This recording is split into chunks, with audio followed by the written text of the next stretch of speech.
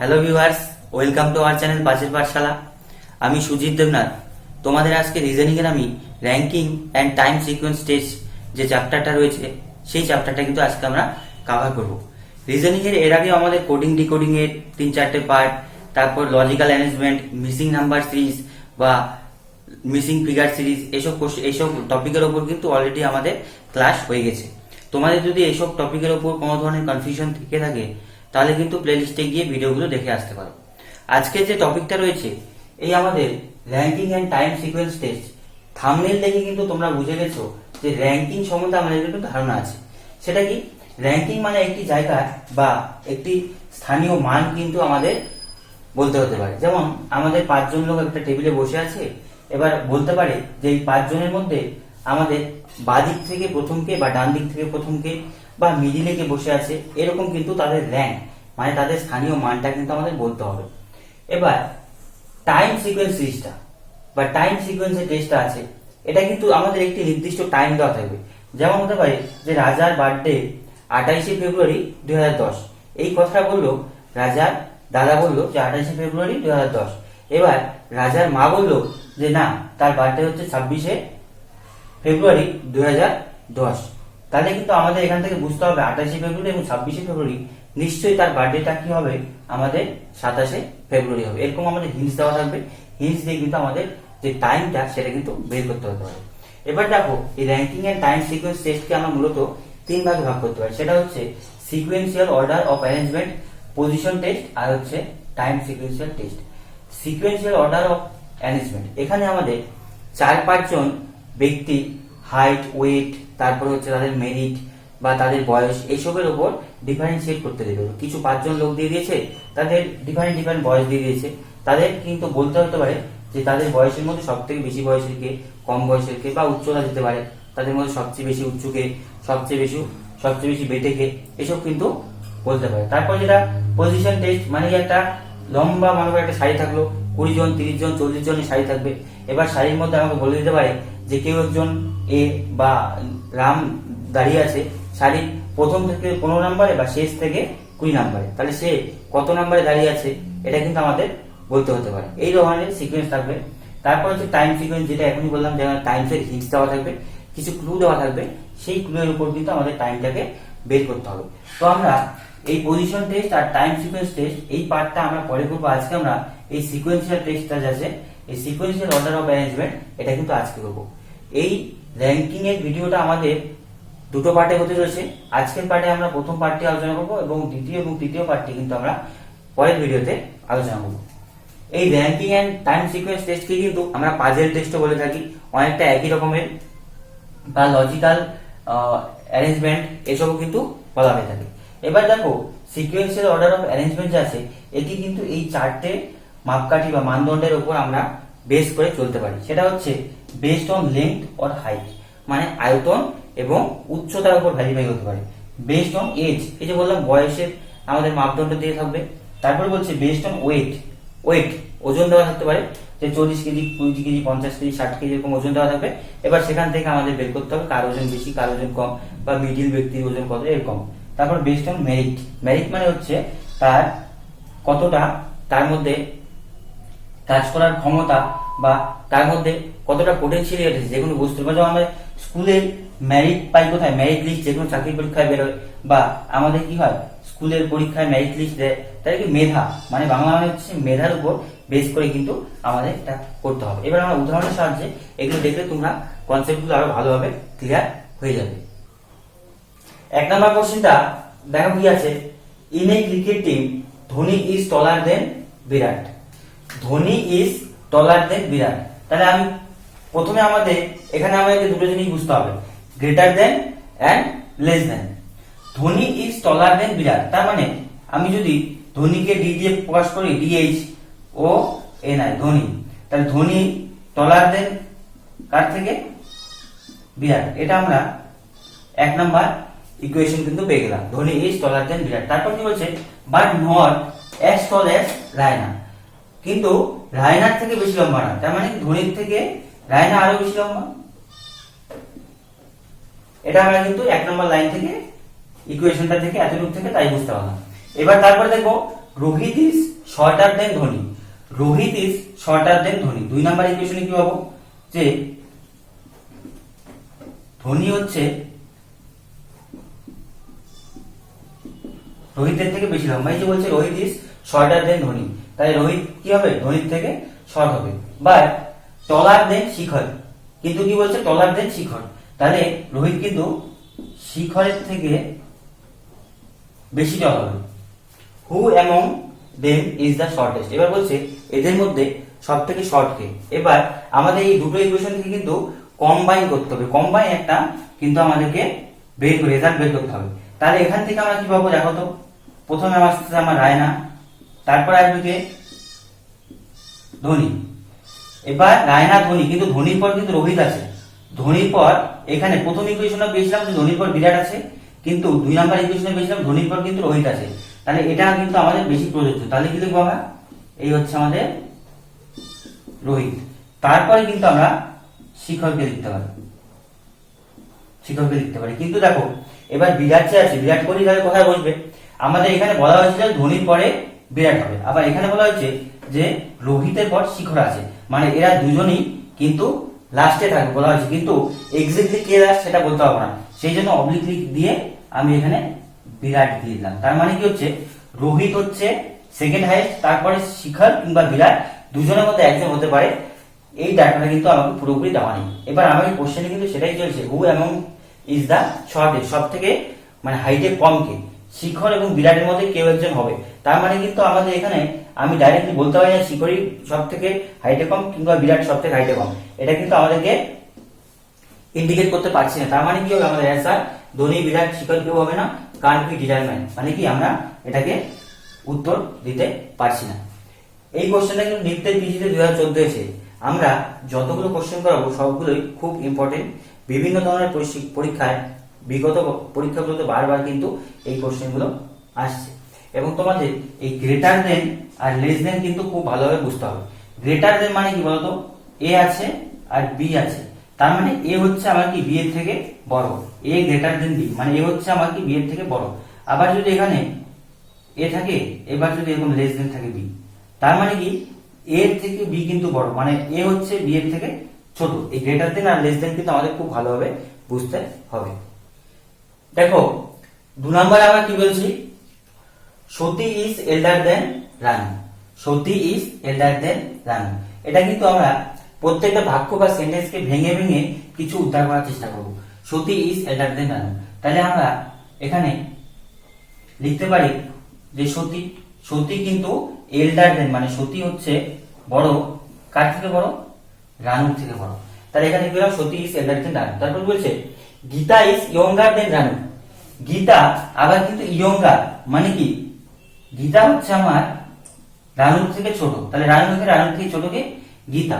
আবার কি বলছে হোয়াইল প্রিয়া ইজ এল্ডার দেন সতী, প্রিয়া বলছে এল্ডার দেন সতী, সতীর থেকে প্রিয়া কিন্তু আমার আবার বড় হবে, ঠিক আছে। হু ইজ দা এল্ডেস্ট মানে কি সব থেকে বড় কে, তাহলে কি হবে আমার অ্যান্সার প্রিয়া, প্রিয়া হচ্ছে আমাদের অ্যান্সার। তাহলে এটা কিন্তু আমাদের খুব একটা সহজ ছিল, যে এই র্যাঙ্কিং সিস্টেমটা খুব সহজ ছিল, অতি সহজেই কিন্তু আমি এই র্যাঙ্কিং সিস্টেম করে ফেললাম।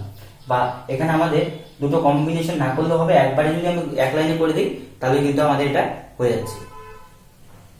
3 নাম্বার আমাদের কি আছে, এ বি সি ডি এন্ড ই, মানে কি 5 জন রয়েছে, ইচ হ্যাজ ডিফারেন্ট হাইটস, 5 জন ব্যক্তি রয়েছে তাদের ডিফারেন্ট হাইটস মানে আলাদা আলাদা হাইট রয়েছে। D is only shorter than B, প্রথম যে ইনফরমেশনটা কি দেওয়া আছে, D is only shorter than B, তার মানে 1 নাম্বার ইকুয়েশন থেকে কি পাই, D is only shorter than B, তার মানে বি হচ্ছে আমাদের ডি এর থেকে কি লম্বা, এবং এখানে বলা আছে দেখো অনলি শর্টার দেন বি, তার মানে এই যে ডি কিন্তু আমাদের সেকেন্ড হবে এবং বি কিন্তু আমাদের ফার্স্ট হবেই যখন আমরা ইকুয়েশনটাকে এখানে কম্বাইন করব, যেহেতু বলা আছে অনলি শর্টার দেন মানে ডি এর আগে অন্য কেউ কিন্তু হবে না। তারপর 2 নাম্বার ইকুয়েশন কি বলছে দেখো, E is shorter than A and C, E is shorter than A and C, তার মানে কি এ এবং সি হচ্ছে আমার ই এর থেকে বেশি লম্বা হবে, তো যখন শর্টার বলছি তাহলে কি না লম্বাটাকে আগে ইকুয়েশনে ধরে নিচ্ছি। Who is the shortest of them, বলছি এদের মধ্যে শর্টেস্ট কে, তাহলে আমি যদি ইকুয়েশনটা সলভ করি কি হবে, বি গ্রেটার দেন ডি, তারপর কি গ্রেটার দেন কি দিব এ অথবা সি। এটা কিন্তু আমরা ডিটারমাইন করতে পারবো না এ এবং সি এর মধ্যে কে বড়। তারপরে রয়েছে আমাদের ই, আমাদের কিন্তু চেয়েছে who is the shorter of them, তাহলে কি হবে শর্টেস্ট হবে, এটা শর্টেস্ট অফ দেম, তাহলে আমাদের কিন্তু ই হয়ে যাবে, কিন্তু হবে সব থেকে শর্টেস্ট। তাহলে অ্যান্সার কোথায় হবে ই, কিন্তু আমাদের কোথাও নেই, তাহলে কি হবে নান অফ দিস কিন্তু আমাদের অ্যান্সার হয়ে যাবে। এখানে দেখো ই কোথাও নেই, তাহলে কি হবে নান অফ দিস কিন্তু আমাদের অ্যান্সার হয়ে যাবে। এবার দেখো এখানে তোমাদের যদি কোশ্চেন চলে আসে যে 3 নাম্বার পজিশনে বা থার্ড পজিশনে প্রথম থেকে, তাহলে দেখো ফার্স্ট পজিশনে বি, সেকেন্ড পজিশনে ডি, এ আর সি কিন্তু যুগ্মভাবে 3 নাম্বার পজিশনে আছে। তাহলে যদি কোশ্চেন আসে যে 3 নাম্বার পজিশনে এক্স্যাক্টলি কি আছে, সেটা কিন্তু আমরা ডিটারমাইন করতে পারবো না, তখন কিন্তু আমাদের দিতে হবে ডাটা ইনএডিকুয়েট কিন্তু আমাদের বলতে হবে। ঠিক আছে, তো আমাদের কোশ্চেন ই হচ্ছিল যেহেতু কোনো অ্যান্সার নেই, তার নাম অফ দিস আমাদের অ্যান্সার হয়ে যাচ্ছে। এবার দেখো 5 নাম্বারে কি আছে, পি কিউ আর এস আর 4 মেলস, 4 জন পুরুষ রয়েছে। P is eldest in the group, P বলছে সব থেকে এল্ডেস্ট মানে বয়স্ক, আর বলছে but he is not poorest, কিন্তু সে তাদের মধ্যে সব থেকে গরিব হবে না। তাহলে এখানে কিন্তু একটা বয়সের মেরিট পেয়ে গেলাম, আর একটা কিসের মেরিট পেয়ে গেলাম আমরা, সেটা কিন্তু আমাদের ধনী গরিবের একটা মেরিট আমরা পেয়ে গেলাম। R is the richest but not the eldest, Q is elder than S but he is not elder than P or R. P is richer than Q but he is not richer than S. How the 4 person can be arranged in decreasing order of their age and money. মানে তাদের বয়স এবং টাকার উপর ভিত্তি করে কি হবে ডিক্রিজিং, বলছে কি ডিক্রিজিং মানে কি তাদের বড় থেকে ছোটর দিকে। এই কোশ্চেনটা কিন্তু ইউপিএসসি আইএএস 2010 এ এসেছে, তার মানে কি যথেষ্ট ইম্পর্টেন্ট কোশ্চেন। দেখো প্রথমে আমরা কি করতে পারি, P is elder in the group, তাহলে এল্ডার মানে কি, তার মানে একটা এজ এর মেরিট আমরা করতে পারি, একটা এজ মানে বয়সের মেরিট একটা করতে পারি, আর এটা করতে পারি কিন্তু আমরা শুধু মেরিট কিসের উপর, এটা মেরিট কিন্তু মানির উপর, মেরিটটা কিসের উপর হবে, এটা মানির উপর। তাহলে P is eldest in the group, তাহলে P কে আমি একদম প্রথমে দিলাম, কারণ কি বয়সের দিক দিয়ে কিন্তু সে সব থেকে বেশি বয়স হবে, but he is not poorest in the group, কিন্তু সে গ্রুপের মধ্যে পোর হবে না, মানে মানির দিক দিয়ে পোর হবে না। R is the richest but not the eldest, মেরিটের দিক দিয়ে আর কিন্তু আমার সব থেকে কি হবে রিচেস্ট, মানে কি সব থেকে টাকা তার মধ্যে বেশি থাকবে, কিন্তু সে এল্ডেস্ট হবে না, বয়সের দিক থেকে সব থেকে বেশি হবে না। Q is elder than S, Q বলছে এল্ডার দেন এস, এই যে আমি কিউ কে লিখলাম এখানে, Q is elder than S, Q হচ্ছে কি আমার এল্ডার দেন এস, কিসের ক্ষেত্রে বয়সের ক্ষেত্রে, Q is elder than S, মানে কি হচ্ছে বড়, এস এর থেকে বড়, but he is not elder than P or R, কিন্তু কি বলছে কিউ মানে he is not elder than P এবং আর, এই যে কিউ এস এর থেকে বড় কিন্তু পি এবং আর এর থেকে বড় নয়, তার মানে দেখো আমার অলরেডি কিন্তু পি রয়েছে, তার মানে নিশ্চয়ই এখানে আর হবে। বুঝতে পারলে কেন আর হবে, কারণ কিউ কে বলেছে এস এর থেকে সে বড়, তাই আমি দিলাম এস এর থেকে বড় সে, কিন্তু আবার বলেছে কিউ পি এবং আর এর থেকে বড় নয়, তার মানে পি এবং আর হচ্ছে কিউ এর থেকে বড়, কিন্তু আমার পি আগের থেকেই ছিল, এবং তার মানে কি মাঝখানে আমি আর কে দিয়ে দিলাম, তার মানে এই যে মেরিট কিন্তু আমার হয়ে গেল পি সব থেকে বড়, তারপর আর কিউ এস। এবার আমি দেখবো এই মেরিটটা, P is richer than Q, P বলছে আমার রিচার দেন, এখানে আমি লিখলাম Q, P is richer than Q but he is not richer than S, এই যে পি এস এর থেকে বড় লোক নয়, মানে সে পি হচ্ছে কিউ এর থেকে বড় লোক কিন্তু এস এর থেকে বড় লোক নয়, তার মানে কি নিশ্চয়ই আমার এখানে এস হবে। How the 4 person can be arrange in decreasing order of their age and money, বলছে তাদের বয়স এবং টাকার উপর কিভাবে ডিক্রিজিং হয়েছে সাজানো যায়। তাহলে দেখো P R Q S, P R Q S age, তাহলে প্রথমে আমার পি আর কিউ এস এসে কোথায়, এই যে বি নাম্বার অপশনে কিন্তু পি আর কিউ এস আছে, এটা কি আমার বয়স অনুযায়ী হয়ে গেল। তারপর আর এস পি কিউ, এই যে আর এস পি কিউ হচ্ছে কি আমার এটা মেরিট বা মানি রয়েছে, তাহলে এখানে অ্যান্সার কিন্তু আমাদের হচ্ছে বি। তাহলে এই ধরনের কিন্তু কোশ্চেন তোমার থাকতে পারে যেখানে এজ এবং মানি, বা এখানে এজ দিতে পারতো, হাইট দিতে পারতো, বা এজ বা ওয়েট বা এজ এরকম দুটো কিন্তু দিতে পারে, তখন তোমাদের দুটো কলম তৈরি করতে হবে, সেই দুটো কলমের উপর কিন্তু আমাদের দুই সাইডে দুটো ইনফরমেশনকে তৈরি করতে হবে। বুঝতে পারলে? নেক্সট কোশ্চেন আমরা কি দেখবো, each of this 6 friends A B C D E and F, মানে 6 জন বন্ধু রয়েছে, তাদের নাম এ বি সি ডি এবং ই এফ, ঠিক আছে।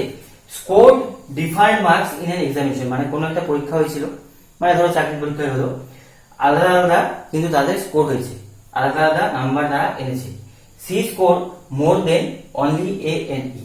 তাহলে প্রথম ইকুয়েশন থেকে আমরা কি পাচ্ছি, সি স্কোর করেছে কিন্তু মোর দেন আমার অনলি এ এন্ড ই, এ এবং ই এর থেকে কিন্তু সি আমার বেশি স্কোর করেছে। তারপর কি বলছে, D score less then only be. 2 নম্বর আমার কি বলছে যে আমাদের ডি কিন্তু স্কোর লেস করেছে দেন অনলি বি, তার মানে বি কিন্তু আমার সব থেকে হাই নাম্বার পেয়েছে, আর ডি কিন্তু আমার সি এর থেকে বি এর থেকে কিছু কম নাম্বার কিন্তু আমার ডি পেয়েছে। তাহলে আমরা বুঝতে পারলাম যে বি কিন্তু আমাদের হাইয়েস্ট হবে, যেহেতু বলছে D score less then only be, D শুধু আমার বি এর থেকে কম পেয়েছে। ই ডিড নট স্কোর লিস্ট, মানে ই কিন্তু আমাদের শেষে থাকতে পারবে না, ঠিক আছে, তাহলে ই আমাদের শেষে কিন্তু থাকতে পারবে না, ঠিক আছে। তারপর কি বলছি, did not score least, the one who score the third highest marks score 80 marks and E score 62 marks. দেখো এটাকে যদি আমরা ইকুয়েশনটাকে কম্বাইন করি কি হচ্ছে, বি আমার সব থেকে হাইয়েস্ট মার্ক পাচ্ছে, তারপরে কি হবে বলো, বি এর পরে আমরা কি জানি ডি হবে, এই দিকে কি হবে, আমরা এই ইকুয়েশন থেকে কি পাই যে সি, তারপরে কিন্তু ই কিন্তু আমাকে বলেছে যে সর্বশেষ হবে না, তার মানে কি এ আর ই যেহেতু একই নাম্বার পেয়েছে, তাহলে ই কে আমি আগে নিয়ে আসতে পারি এবং এ কে কিন্তু আমি শেষে নিয়ে যেতে পারি, কারণ এ এবং ই আমরা জানি সর্বশেষ হবে, কিন্তু ই কে আমার বলা আছে, ইন্ডিকেট করা আছে যে ই সর্বশেষ হবে না, তার মানে আমি এ কিন্তু সর্বশেষ হয়ে যাবে। এবার দেখো বিডি পেলাম, তারপরে সি ই এ আমাদের পড়ে রইল কে, শুধু পড়ে রইল কিন্তু আমাদের এফ, তার মানে নিশ্চয়ই এই ফাঁকা জায়গায় কিন্তু আমার এফ হবে, তাহলে এটাকে আমার গ্রেটার দেন দিয়ে দিতে পারি। এবার শেষে কি বলছে, the third highest marks score 81। এবার দেখো তো থার্ড হাইয়েস্ট মার্কস কে, এই যে first second third, third highest marks কত পেয়েছে, 81 পেয়েছে। ই স্কোর 62 মার্কস, ই স্কোর করেছে কত, 62 মার্কস, ঠিক আছে। এবার আমাকে বলছে তাহলে ইকুয়েশন আমার কিন্তু বি ডি এফ পেয়েছে কত, এফ 3 নাম্বার স্থানে কত পেয়েছে 81, সি ই পেয়েছে 62, এ হচ্ছে আমার সর্বশেষ। তাহলে এবার আমি কি করবো দেখো তো, আমার কি বলছে, which of the following could be possible, বলছে which of the following could be possible, তার মানে কি বলছে স্কোর লেস দেন, এখানে আমাদের কিন্তু সি হবে, ঠিক আছে, এখানে আমাদের সি হবে, এটা আমি কোন একটা ও ঠিক আছে, which of the following could be C score, মানে এখানে বলছে যে সি স্কোর কোনটা এখানে হবে। তাহলে দেখো তো 81 আছে সি এর আগে, মানে সি এর থেকে বেশি যে পেয়েছে 81, সি এর থেকে কম যে পেয়েছে 62, তার মানে সি স্কোরটা যেহেতু এটা বড় থেকে ছোটর দিকে যাচ্ছে, তার মানে 81 এবং 62 মাঝখানে নিশ্চয়ই থাকবে, 81 62 মাঝখানে থাকবে। তাহলে এখানে আমাদের দেখো 81 62 মাঝখানে 94 হবে না, আবার কিন্তু 81 ও হবে না, কারণ 81 এর থেকে কম হবে, 86 হবে না, পড়ে রইল কি শুধু 70। তাহলে আমি এখানে কিন্তু 70 বসাতে পারি, যে আমার স্কোর হচ্ছে কত 70 কিন্তু আমার স্কোর, তাহলে আমি কি দিতে পারি, সি এর স্কোর হচ্ছে আমার 70 কুড বি পসিবল। এই কোশ্চেনটা কিন্তু আইবিপিএস পিওতে 2012 তে এসেছে, তার মানে প্রত্যেকটা কোশ্চেন হিউজ ইম্পর্টেন্ট। এবার দেখো তোমাদের ভিডিওটি যদি কোনো কারণবশত একটু বুঝতে অসুবিধা হয়, যারা বিগিনার তাদের হয়তো একটু এই বড় যেগুলা একটু সমস্যা হতে পারে, তো তোমরা ভিডিওটি পজ করে বা একটু রিভাইন্ড করে গিয়ে কিন্তু ভিডিওগুলোকে দেখবে, অবশ্যই বুঝতে পারবে। এবার এই কোশ্চেনটাতে একটু কোশ্চেনের লেন্থটা একটু বড় হবে, যেখানে কি আমরা এতক্ষণ পেয়েছিলাম যে একটি করে কোশ্চেন, একটি করে ইকুয়েশনের একটি উপর কোশ্চেন, কিন্তু এখন কিন্তু এই যে আমার ইকুয়েশনটা আছে এর উপর কিন্তু 3টে কোশ্চেন আছে, মানে কোশ্চেনের লেন্থটা বেশি। এবার এখানেই বলা আছে 2 নম্বর কোশ্চেন দিয়েছে the person who score maximum score, মানে ম্যাক্সিমাম কি করেছে, বি এর স্কোর চেয়েছে 13 মার্কস মোর দেন এফ স্কোর, মানে এফ এর স্কোরের থেকে আমাদের বি এর স্কোরটা কত হবে, 13 নাম্বার বেশি হবে। তাহলে বলছে which of the following can be D score, এখানকার মধ্যে ডি এর স্কোর কোনটা বেশি হবে। আমাদের ইনফরমেশন যেটা দেওয়া আছে যে এফ মানে থার্ড নাম্বার পজিশন আছে, এফ এফ এর থেকে 13 বেশি হবে, তাহলে কি আমার 81 আর 13 কত হবে, আমার 94 হয়ে যাবে। তাহলে আমাদের ফার্স্ট যে বি তার স্কোর কিন্তু 91 হয়ে যাবে। এরকম কোশ্চেনও কিন্তু আমাদের হতে পারে যে একটি ইকুয়েশনের উপর 4টি 5টি কোশ্চেনও কিন্তু হতে পারে, বিশেষত এগুলো ব্যাংকেই দেয়, যেমন আইবিপিএস পিওতে 2012 তে দিয়েছিল। এইসব কোশ্চেন বড় লেন্থি কোশ্চেন কিন্তু ব্যাংকেই মূলত বেশিরভাগ দেয়। এবং আমাদের ডাব্লিউবিসিএস মেইন বা ক্লার্কশিপ যে কোনো মেইনের পরীক্ষায় কিন্তু এই ধরনের সিম্পল কোশ্চেন দিয়ে দিতেই পারে। এখানকার সর্বশেষ ও 3 নাম্বার যে কোশ্চেন রয়েছে, দেখো which of the following is true with respect the given information. মানে বলছে আমাদের যে ইনফরমেশন গুলো আছে এই 4টি ইনফরমেশনের মধ্যে কোন ইনফরমেশনটা হচ্ছে সত্য। তাহলে দেখো প্রথম ইনফরমেশন কি বলছে, D score was definitely less than 60। D score was definitely less than 60 মানে বলছে ডি এর যে নাম্বারটা পেয়েছে সে নাম্বারটা 60 এর থেকে কম হবে। তাহলে দেখো এফ আমার পেয়েছে 81 মানে ডি এর থেকে কিন্তু সে কম। আমরা জানি কি এই বি সব থেকে বেশি, তারপরে ডি, তারপরে এফ, তারপরে এভাবে ডিসেন্ডিং অর্ডারে কিন্তু চলছে। তাহলে কিন্তু যে 81 হচ্ছে কি এফ এর নাম্বার, তাহলে ডি এর নাম্বার কি তার থেকে বেশি হবে না কম হবে? নিশ্চয়ই যার আগে আছে নিশ্চয়ই তো বেশি হবে। তাহলে আমাদের প্রথম ইকুয়েশনটা কিন্তু আমাদের ফলস, এটা কিন্তু হচ্ছে না। দুই number, F score the maximum marks. F maximum marks করেছে? করেনি, তাহলে এটাও কিন্তু কাটা। Only 2 people score more than C. C এর থেকে 2 জন পিপল শুধুমাত্র বেশি স্কোর করেছে, একদমই না। সি এর আগে কজন? 1 2 3 জন কিন্তু বেশি স্কোর করেছে, তাহলে এটাও কিন্তু হচ্ছে না। তাহলে none of the above is true, মানে এই তিনটের মধ্যে কোনোটি ঠিক নয়। তাহলে এই ইনফরমেশনটা কিন্তু একমাত্র ঠিক। এই ইনফরমেশনটা কি বলছে যে আমার আগের যে 3টে ইনফরমেশন আছে কোনো 3টে ইনফরমেশনই কিন্তু ঠিক নয়। তাহলে একদম এই ইনফরমেশনটা কিন্তু একদম রাইট, যে এখানকার 3টের মধ্যে কোনোটি কিন্তু আমার ঠিক নয়। তাহলে এই ইনফরমেশনটা কিন্তু আমাদের একদম রাইট। এই ধরনের কোশ্চেন কিন্তু তোমাদের আসতেই পারে। দেখো নেক্সট কোশ্চেন কি রয়েছে, age of Ram is twice the age of Shyam. The age of Ram is twice মানে 2 গুণ এজ অফ শ্যাম। তাহলে এখানে যদি আমি রাম লিখি, এখানে যদি আমি শ্যাম লিখি, তাহলে age of Ram is twice মানে 2 গুণ অফ শ্যাম। তার মানে আমি বলতেই পারি রামের বয়স শ্যামের থেকে বেশি। And half of the age of Soham মানে কি রামের বয়সটা শ্যামের থেকে 2 গুণ, কিন্তু আবার হাফ বয়স কার? সোহনের থেকে। তাহলে সোহন কিন্তু আমার বড় হয়ে যাবে। মানে কথাটা বলছে রামের বয়স শ্যামের থেকে 2 গুণ, তার মানে কি নিশ্চয়ই শ্যামের থেকে বড় হবে। এবং হাফ অফ দা সোহন মানে সোহনের থেকে অর্ধেক, তার মানে সোহন কি রামের থেকে বড় হবে। এবং শেষে কি বলছে, শ্যাম ইজ এল্ডার দেন মোহন। এই যে শ্যাম আবার বড় কার থেকে? মোহনের থেকে বড়। তাহলে মোহন কি শ্যামের থেকে ছোট। হু ইজ দা এল্ডেস্ট, সব থেকে বড় কি? সব থেকে বড় কি হচ্ছে সোহন। তাহলে কোথায় আছে? এসি। এরকম সোজা কোশ্চেনও কিন্তু তোমাদের দিতে পারে, একদম সোজা ইকুয়েশন দিতে পারে। দেখো আজকে আমাদের লাস্ট ইকুয়েশন হচ্ছে এটা। কি বলছে, among a b c d b is heavier than a and c but c is taller than him। তাহলে 4 জন ব্যক্তির কথা বলেছে। b is heavier মানে কি ওয়েটের দিক থেকে বেশি a এবং c এর থেকে, but c is taller than him মানে হাইটের দিক থেকে c কিন্তু বেশি। তাহলে আমাকে এখানে ওয়েট একদিকে মেজার করতে হবে আর একদিকে হাইট মেজার করতে হবে, তাহলে কিন্তু জিনিসটা ভালোভাবে বুঝবো। তাহলে কি বলছে, B is heavier than A C. তাহলে বি হচ্ছে আমার এ এবং সি এর থেকে হেভি বেশি, but C is taller than him. C কিন্তু এ এবং বি এর থেকে লম্বায় বেশি, ঠিক আছে। D is not as tall as she. তাহলে আমার কিন্তু সি কিন্তু ডি এর থেকে বেশি লম্বায়। হোয়াইল এ ইজ শর্টেস্ট, তাহলে কি এ কিন্তু আমার শর্টেস্ট। তারপর কি বলছে, C is not as heavy as A। C is not as heavy as A। তাহলে C কিন্তু আমাদের শেষে হয়ে যাবে, A কিন্তু C এর থেকে হাইটে বেশি হয়ে যাবে।